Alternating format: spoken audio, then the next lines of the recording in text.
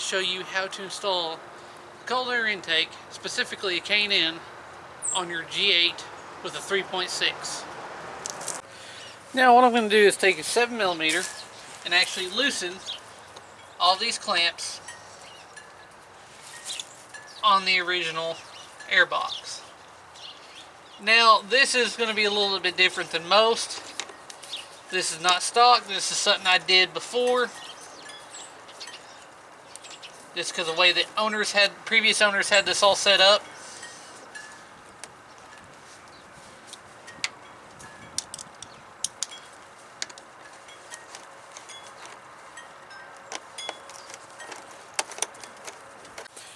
Alright, now with all that loose and this little duct out of the way, I'm going to unplug the mass airflow. Just carefully move it out of your way. Then I'm going to grab the mass airflow itself. Don't touch anything there inside there. I'll set it out of the way. Then I'm going to remove this part. And now we just need to remove the factory air box. Alright, now I'm going to take a 10mm and loosen these two off.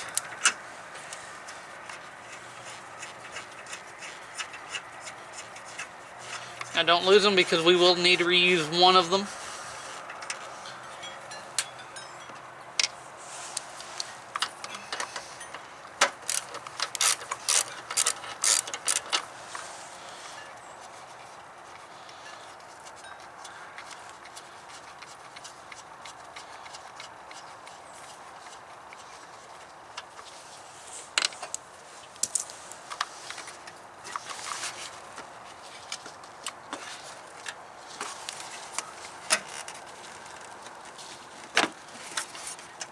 Very carefully.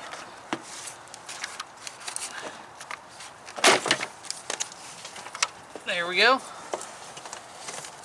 Now we need to remove that torque bit right there and keep it T25.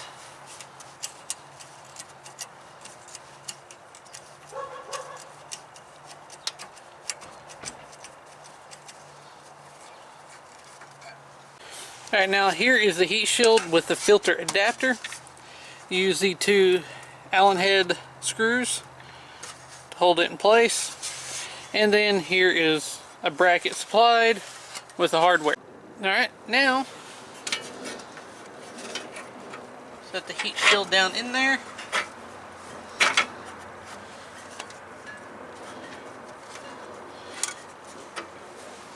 And we're going to reuse torque head screw right there.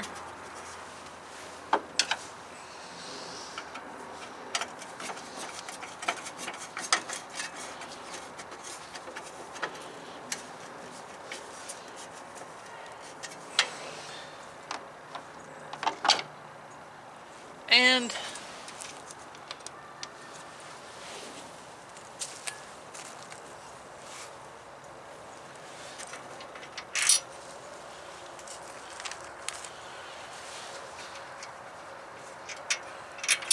I'm going to reuse that factory nut right there.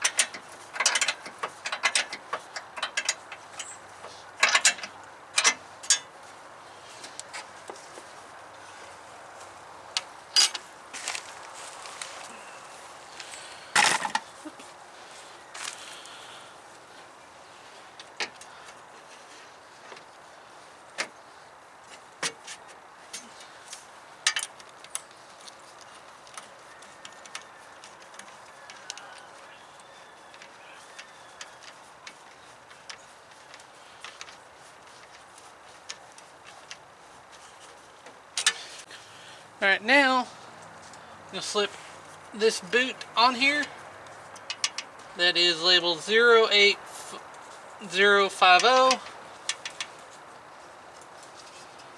and that one is for the mass airflow.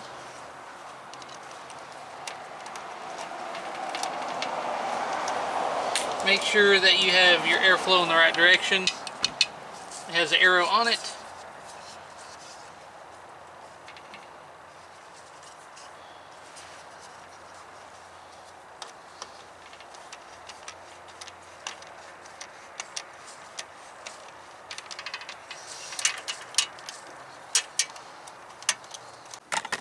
Alright, now here is one of our new elbows, and it comes with this fitting that we will install, and that's actually for the crankcase vapors or the blow-by, whatever you want to call it. Alright, now I'm going to build mine a little bit different than what they suggest. I'm actually going to put it together in pieces on the car rather than off the car like they suggest, just because I want to get the fitment just right. So I'm going to set this up first.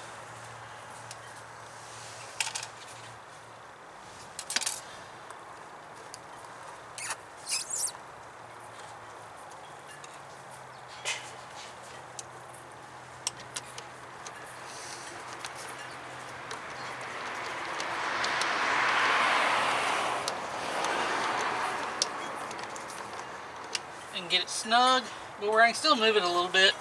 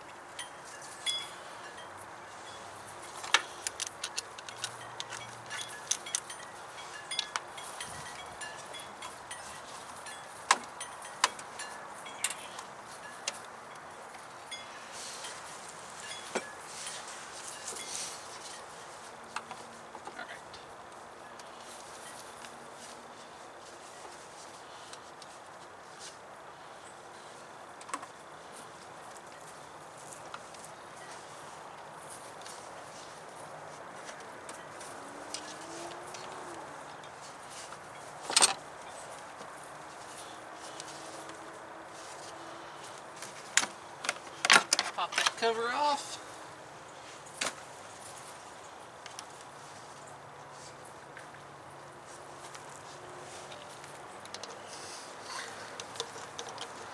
I'm going to go ahead and tighten this down where it should be.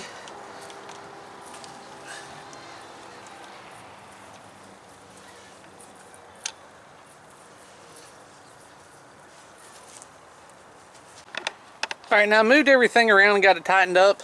Had to make sure there's nothing touching here.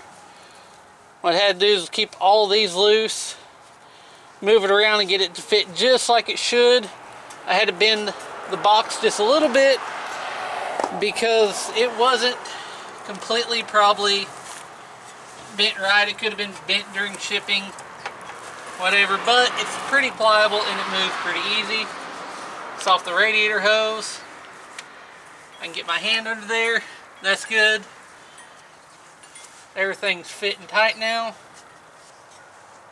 And then we have to address this. Now K&N sends a hose like this. Basically cut off here and just put on.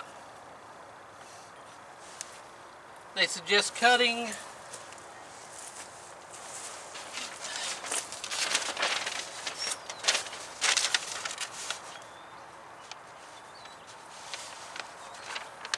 8.5 inches out of it. So that would put it probably right there. But let's go ahead and do that real quick. Alright, so a little change of plans here. I only cut that much off the plastic tube off because I checked this first. This is what came with K&N. The inside diameter It's about the same as the outside diameter on this plastic, and there's no really way of getting it on. I tried for about 10 minutes, so I stopped, grabbed an extra piece of hose I had that slid over that. So what I had to do was just barely put a clamp on there, just enough to seal it off the edge, not tight enough to damage the plastic, and I put a clamp on here to hold it on there. But now, got the mass airflow plugged in, clamps are all tightened, filters on tightened, box is tightened, make sure there's nothing rubbing anywhere, and you're good. Now, one thing I did forget in the beginning is this trim right here actually goes on the box. But honestly, it really doesn't do much, so if you don't want to add it, it's not really going to hurt anything by not adding it. But you can add it if you so wish. Now, it usually is easier on the box with it out, but there's so much gap around that it's not sealing really anything off. At this point, this is a cosmetic piece.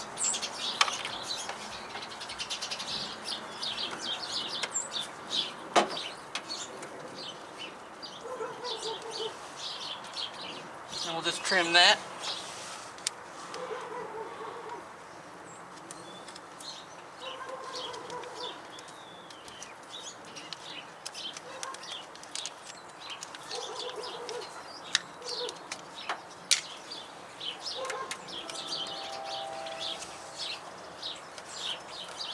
There we go. Alright, there it is. It's installed. Pretty easy to do. Just a little bit of minor tweaking, and obviously the setback with that hose, but you know what, anything aftermarket, you're bound to run into some kind of little modifications you're going to have to do here and there, but overall, pretty easy to install, pretty quick. So I hope this information proved helpful. As always, thanks for watching.